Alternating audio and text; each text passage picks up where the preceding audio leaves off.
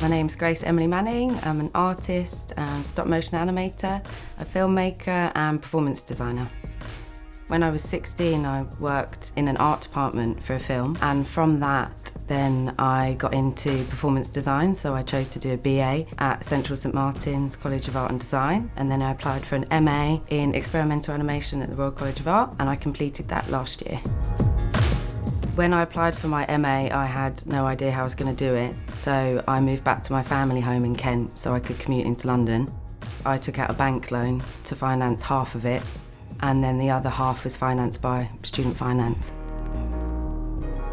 After I finished my MA, I was living with my family in Kent, and I couldn't afford to move back into London because I had to pay back my MA. I looked at Birmingham because my brother was here, and here you can get a whole flat for the price of a room in London, so that gave me the opportunity to have a workspace and my home all in one. A normal day for me is not that normal, depending on what project I'm working on. If I'm working here in the flat, I'm trying to prioritise what to work on first. It might be a drawing commission or ringing up a collaborator to work on a project. If I'm out on a project, out in a landscape, it's normally very physical work, a lot of making, working with community, running workshops. They all have their different things that you have to consider. And through being an interdisciplinary designer, you get a very wide skill set, and that gives you the confidence to walk into a new project and be able to use something that you have in your toolkit.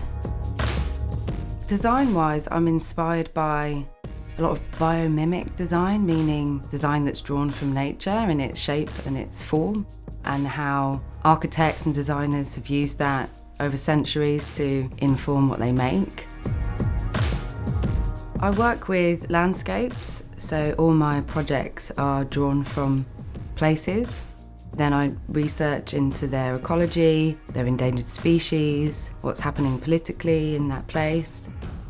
And then I find materials, so I collect polluting materials such as plastics and remove them, so it becomes an act of conservation at the same time.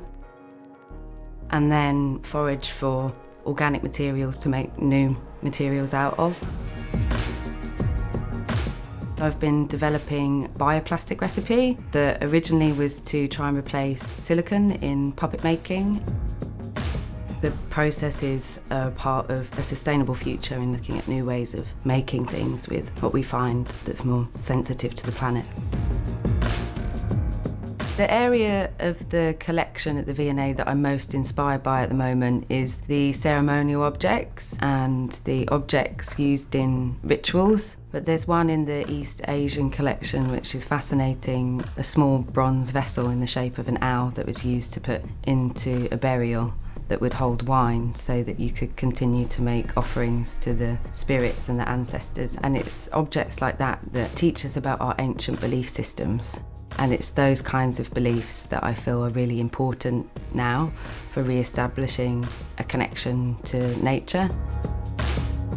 My main advice to aspiring designers that want to work more sustainably is to experiment with new materials, new methods of working with found materials and working with landscapes. And through that experimentation, we can push forward and we can challenge ourselves and the people that we're working with to embrace new sustainable methods and materials and ways of working.